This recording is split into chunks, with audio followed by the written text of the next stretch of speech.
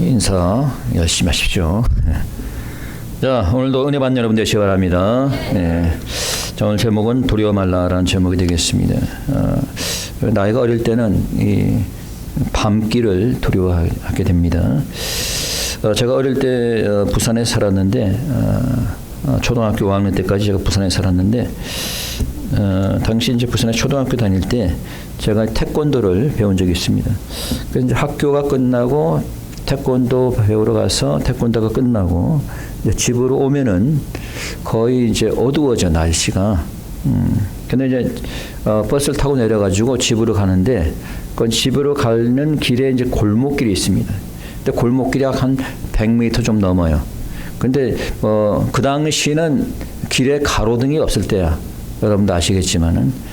그러니까 이 골목길이 좀 캄캄한데 또 당시에 또 소문이 우리 집 앞에 뚝이 있는데 이 그 옷을 입은 처녀 귀신이 왔다 갔다 한다는 그 뚝에서 그래가지고 그 말 듣고 나니까 무서워가지고 그러니까 집은 가야겠고 그래가지고 눈 감고 그냥 막 달리는 거 집까지. 그런 적이 있었는데 사실은 뭐 요즘은 뭐 어린이뿐만 아니라 어른들도 밤에 다니기가 좀 무섭죠. 특별히 이제 한국도 그렇고 미국도 그렇고 여자들이 가끔 실종되는 그런 경우가 있습니다. 최근에 보니까 제주도에서 한 여성이 실종이 되었는데 경찰에 신고를 했어요. 근데 경찰이 그걸 무시해버리고 그냥 귀찮으니까 사망 처리를 해버린 거예요. 그러니까 신고를 하면 찾아야 되는데 귀찮으니까 사망 처리를 해가지고 나중에 언론에서 밝혀져가지고 3개월이 지난 지금이야 이제 찾는다고 난립니다. 이제는 끝난 거지. 그때 바로 찾았어야 되는데 여하튼간에 어린이나 밤길을 조심해야 될 것입니다. 여러분들은 무엇이 두렵습니까? 귀신이 두렵나요? 아니면 사람이 두렵습니까? 자, 우리가 공통적으로 두려워하는 것은 죽음이죠. 자, 우리가 모두가 피할 수 없는 것은 죽음입니다. 결국 우리가 산다는 것은 어떻게 보면은 죽음을 향해 간다는 것을 의미합니다. 그렇죠? 그렇게 산다는 것은 죽음을 향해 간다는 거예요. 그런데 우리가 죽음을 미리 앞당겨서 걱정하거나 두려워할 필요는 없죠. 오히려 우리가 두려워하는 것은 우리가 살면서 우리 삶 속에서 일어나는 여러 가지 사건이나 또는 고난으로 인해서 우리가 두려워하는 겁니다. 자, 오늘 본문에서 제자들이 그들에게 닥친 한 사건으로 인해서 두려워하고 있습니다. 그래서 오늘 교훈을 살펴보는데 그 전에 잠시 내용을 살펴보면은 오늘 본문에서는 제자들이 배를 타고 가는 모습이 나옵니다. 그리고 예수님은 따로 기도하러 산으로 올라가셨어요. 그때 이제 바람이 불어가지고 파도가 치니까 배가 이제 흔들리게 되고 제자들이 고난을 당하게 되죠. 다행히 이제 예수님께서 기도를 끝내시고 물 위로 이렇게 걸어오십니다. 제자들은 예수님을 유령으로 생각하고 두려워합니다. 그러자 주님께서 두려워 말라라고 말씀하시고 그들을 안심시키십니다. 그러자 베드로가 예수님인 줄 알고 예수님께 말하기를 주님이시거든 나를 명해서 나로 물 위로 오라 하소서라고 얘기합니다. 그러니까 주님이 오라라고 하니까 베드로가 물 위로 걸어가죠. 가다가 어떻게 됐어요? 물에 빠졌습니다. 자, 두려움 속에 있던 베드로는 예수님 향해 살려달라고 외칩니다. 그러자 주님께서 손을 뻗어서 건지시면서 왜 의심하였느냐라고 책망하시고 그리고 배에 올라타심으로 바람이 그쳤습니다. 자, 이것이 오늘 본문의 얘기예요. 자, 그래서 오늘 본문에 주는 교훈이 무엇인가? 그 교훈을 보기 전에 오늘 먼저 예수님의 모습을 살펴보기 원합니다. 자, 오늘 본문에서 드러난 예수님은 어떤 분이십니까? What kind of person is Jesus revealed to be in this passage? First, we find here that Jesus was diligent on prayers. 첫째는 예수님은 기도를 게을리하지 않으시는 분이시다. 자, 예수님 어떤 분이시다? 기도를 게을리하지 않는 분이시다. 자, 23절 읽어봅니다. 다 같이 다시 한번. 자, 23절입니다. 시작. 무리를 보내신 후에 기도하러 따로 산에 올라가시다 저물매 거기에 혼자 계시더니. 자, 어떻게 했어요? 기도하러 올라가셨다. 여러분은 언제 기도를 하십니까? 여기 앞에 우리 집사님들 계신데 언제 기도하세요? 기도를 안 한 것 같은데. 식사할 때 외에 기도를 언제 하세요? 응? 아예 안 하시는 분들은 아예 그냥 대답도 안 하고 있고만 보니까. 자, 우리가 솔직한 얘기로 식사 기도 외에 시간을 정해놓고 따로 기도하시는 분이 그렇게 많지 않을 거야 아마. 그래서 여러분들을 보고 교회에 나오라는 거예요. 그래서 수요 예배에 나와서 기도하시고 토요 새벽에 나와서 기도하라는 거예요. 사실상 우리가 10중에 30분을 갖다가 기도하는 게 쉽지가 않은 겁니다.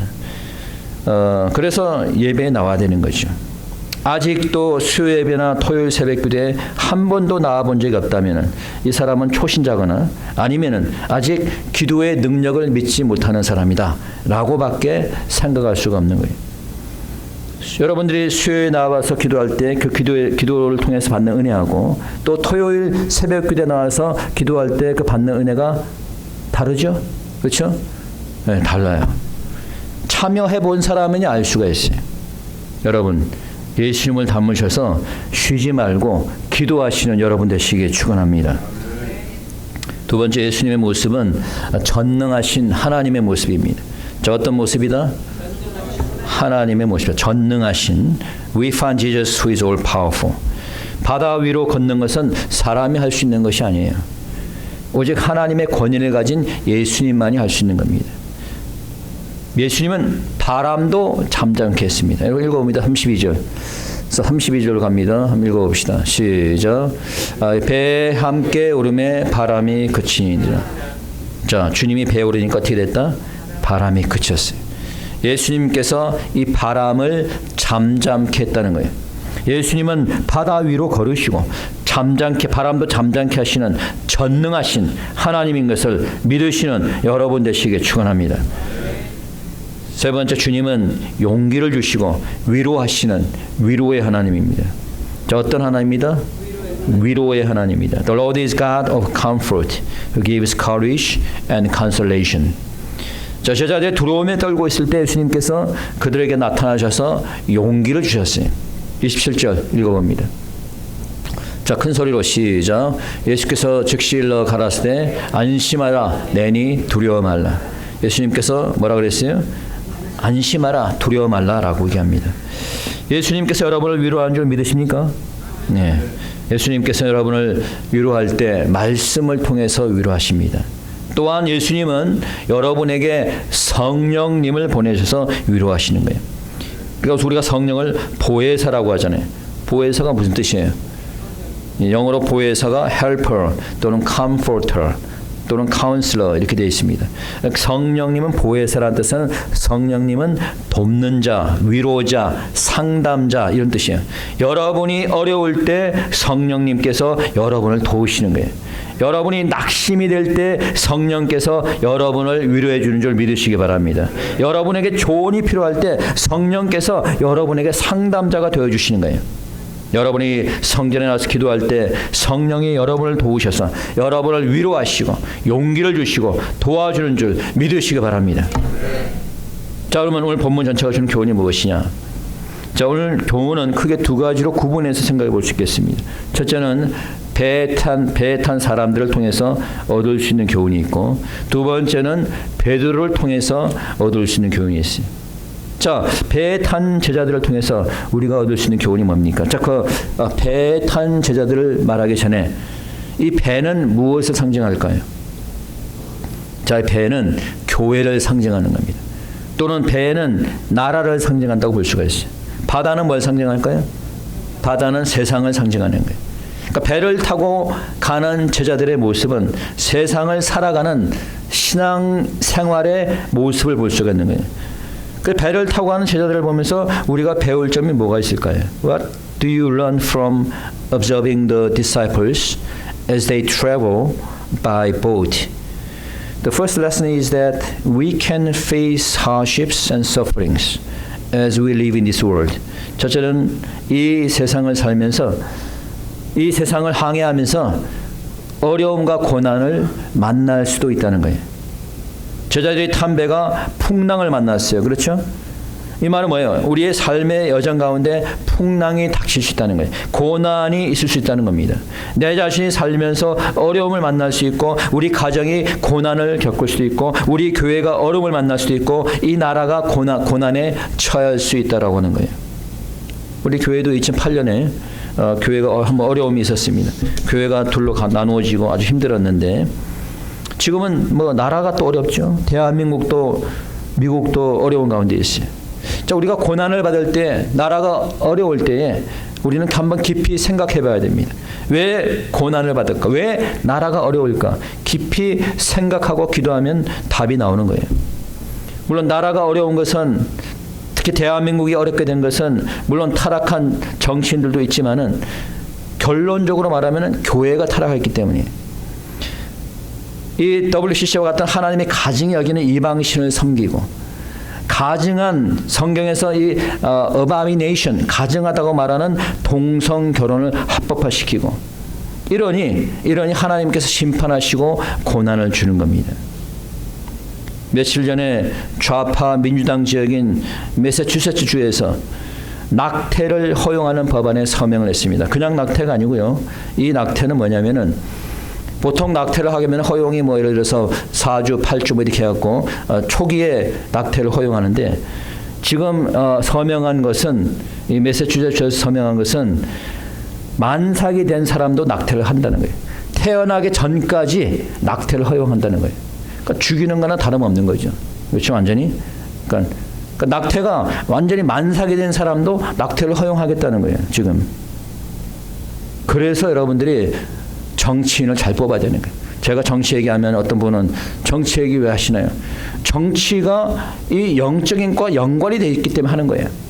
정치인을 잘못 뽑으면은 여러분 사탄이 일어나게 되는 겁니다. 예. 정치인을 잘못 뽑으면은 교회가 핍박받게 되는 거예요. 여러분, 낙태가 허용되고 이와 같은 일이 생기게 되는 겁니다. 그래서 여러분들이 바른 정치인을 뽑아야 되는 거예요. 여러분, 내 자신이 고난을 받는 것도 마찬가지예요. 내가 왜 고난을 받을까 생각해 봐야 되는 거예요.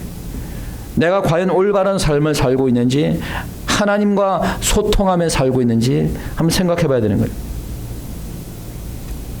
내가 하나님 말씀대로 순종하며 살고 있는지 한번 생각해 보라는 거예요.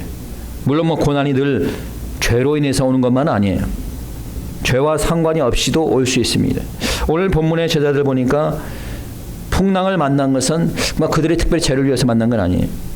자, 그렇기 때문에 인생을 살아가면서 고난이 누구에게나 올 수 있다라고 하는 겁니다. 그렇기 때문에 두 번째 우리가 달릴 것은, 우리가 살면서 영적 분별력을 잃지 말아야겠다는 거예요. 뭘 잃지 말아라? 영적 분별력을 잃지 말라는 거예요. You should not lose a spiritual discernment while you live in this world. 오늘 본문에 보니까 어려움에 처하게 되니까 제자들이 예수님을 알아보지 못했습니다. 한번 읽어봅니다. 25절, 26절. 다 같이 시작. 밤 사경에 예수께서 바다 위로 걸어서 제자들에게 오시니, 제자들이 그 바다 위로 걸어오심을 보고 놀라 유령이라 하며 무서워하여 소리 지르고는, 예수님을 보고 유령이라고 생각했습니다. 왜 분별력을 잃었을까요? 왜 알아보지 못했어요? 첫째는 너무 어두운 밤이었다는 거예요. 자, 어두운 밤이라는 건 무슨 얘기예요? 이 세대가 어둡다는 겁니다. 어둡다는 얘기는 무슨 얘기예요? 이 세상이 죄악으로 관영했다는 거예요. 그러면 우리가 사는 이 세대가 밤이에요, 낮이에요? 지금 밤입니다. 아주 캄캄한 밤에 우리가 살고 있다라고 보시면 되는 거예요. 영적으로 아주 캄캄한 밤에는 여러분 영적 분별력을 잃게 되는 일들이 생기게 되는 거예요. 지난주에 설교에도 말씀드렸지만 마지막 때에는 미혹하는 자들이 사람들을 미혹한다고 되어 있어요. 요한일서 4장 1절에 보니까 사랑하는 자들아 다 영을 믿지 말고 오직 영들이 하나님께 속하였나 시험하라. 많은 거짓 선지자가 세상에 나왔습니다. 영이 하나님께 속했나 시험하라는 거예요. 왜? 거짓 선지자가 세상에 나왔다는 거예요. 지난주에 얘기했지만 뉴에이지 영이 교회에 살며시 들어와 있는데 알지 못하는 거예요. 그냥 졸고 있으니까 알지 못하지. 영적으로 자고 있으니까. 뉴에이지 음악을 찬양이라고 듣고 있고 뉴에이지 성경을 그냥 성경이라고 공부하고 있고 뉴에이지 목사를 존경하는 목사라고 설교 말씀을 듣고 있고 그렇기 때문에 시험하라는 거예요. 근데 시험할 능력이 없는 거예요. 대부분 사람들이. 대부분 성도들이 시험할 능력이 없어요. 심지어는 목사들도 속아 넘어갑니다. 왜 분별할 수 있는 능력을 잃어버렸을까? 기도와 말씀이 없기 때문에. 그거는 오직 기도와 말씀밖에 없는 겁니다. 분별력은 기도와 말씀으로만이 갖게 되는 줄 믿으시기 바랍니다. 세 번째 교훈은 두려워하지 말고 담대하라는 거예요. 자, 뭐하라? You should not be afraid but courageous. 여러분 읽어봅니다. 27절에 보니까 이렇게 됩니다. 27절 다시 한번 시작. 예수께서 즉시 일러 가라사대 안심하라 내니 두려워 말라. 영어로 보니까 take courage. It is I don't be afraid. 두려워 말라는 용기를 내라는 거예요. 담대하라는 거예요. 왜 담대할 수 있습니까? 우리가 주님이 있잖아요. 주님이 옆에 있으니까. 하나님 앞에 있으면 두려운 게 있어요, 없어요? 대한민국 요즘 안보도 경제도 아주 상당히 위험한 가운데 있습니다. 종북 사회주의 세력들이 미군 철수를 외치고 있어요. 여러분 미군 철수를 해야 될까요? 우리가 스스로 지켜야지 왜 외국 군대가 주둔해 있냐는 거예요. 어떻게 보면 맞는 얘기 같기도 하죠. 과연 그럴까요? 베트남이 미군 철수 3년도 안 돼서 공산화가 되고 말았습니다. 아프가니스탄에 미군이 철수한 이후에 3개월도 안 돼서 탈레반 테러 세력이 점령하고 말았습니다. 여러분 대한민국에 미군이 철수하면 어떻게 될까요? 과연 괜찮을까요? 그래도 안전할 수 있는 것은 동맹국 미군이 주둔해 있기 때문에 강한 나라가 옆에 있으면 함부로 건드릴 수 없는 겁니다. 그런데 아무리 강한 미군이 있어도 자신이 나라를 지킬 의지가 없으면 미군도 다 떠나고 마는 거예요. 우리의 신앙생활도 마찬가지라는 거예요. 하나님이 옆에 있으면 두려울 것이 없습니다. 하나님이 옆에 있는데 누가 감히 건드리겠어요. 그러나 하나님이 함께한다는 믿음이 없고 하나님을 의지하지 않는다면 하나님도 우리를 지키지 못하는 거예요. 하나님이 함께하심 믿고 하나님을 의지할 때 하나님이 여러분을 지키는 줄 믿으시기 바랍니다. 그렇게 된다면 어떤 상황 속에서 우리가 두려워하지 않을 거예요. 다음에 베드로를 통해서 우리가 한번 교훈을 받기를 원합니다. 베드로가 물을 잘 건너가다가 빠지게 되었어요. 자, 그가 왜 빠지게 되었을까? 주는 교훈이 뭘까요? 첫째, 그가 빠지게 된 것은 배를 떠났기 때문이에요. 자, 어디를 떠났어요? 배를 떠났어요. 배를 떠나지 않은 다른 제자들 빠졌어요? 안 빠졌어요? 안 빠졌어요. Peter fall into the water because he left the boat. 베드로가 실패한 것은 배를 떠났다는 거예요. 아까 배가 뭘 상징한다고요? 교회를 상징한다고 했죠. 여러분들이 교회를 떠나서 세상 가운데 살면은 세상에 빠지게 되는 겁니다. 교회를 떠나서 세상 가운데 살 때 세상의 유혹에 빠지게 되고 세상의 죄에 빠지게 되는 거예요. 그래서 가능하면은 교회 내에서 함께 모여서 신앙생활하는 것이 그게 중요한 거예요. 자주 모여야 되는 거예요. 여러분 세상에서 일어나는 살인 사건, 성폭행 사건, 마약, 음주 이런 모든 것들이 세상에서 일어나잖아요.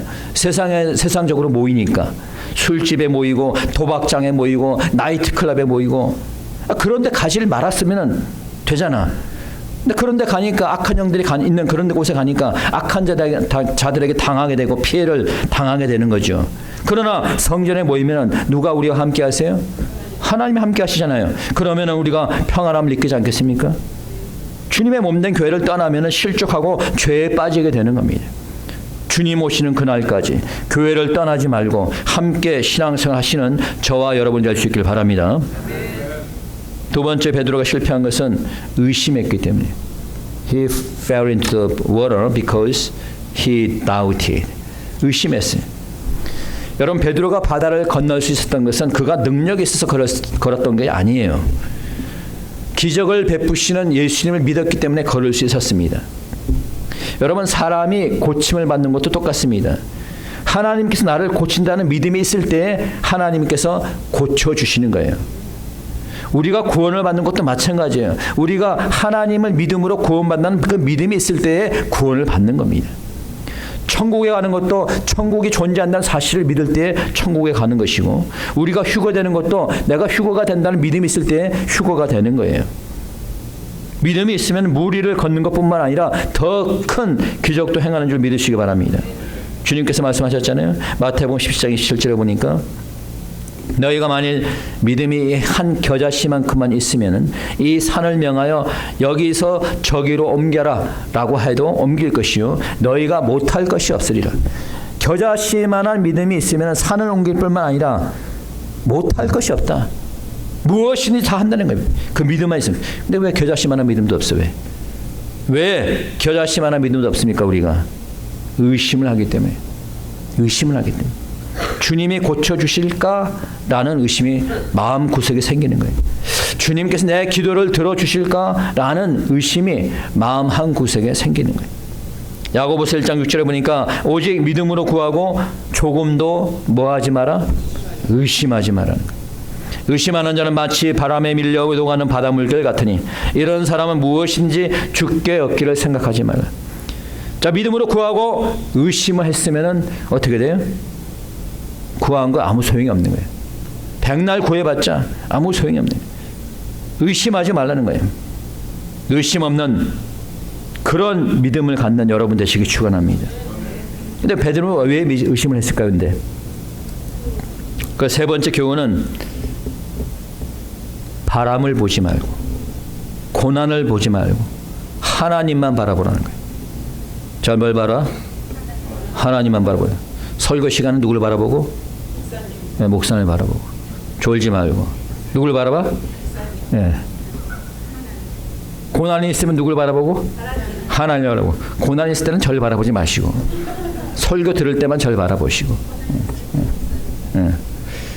You should not see the wind, but see the God always. Okay? Peter fell into the water. He was beginning to sink because he saw the wind, not the Lord. 베드로가 잘 걸어가다 거기 빠졌어요. 자, 읽어봅니다. 30절입니다.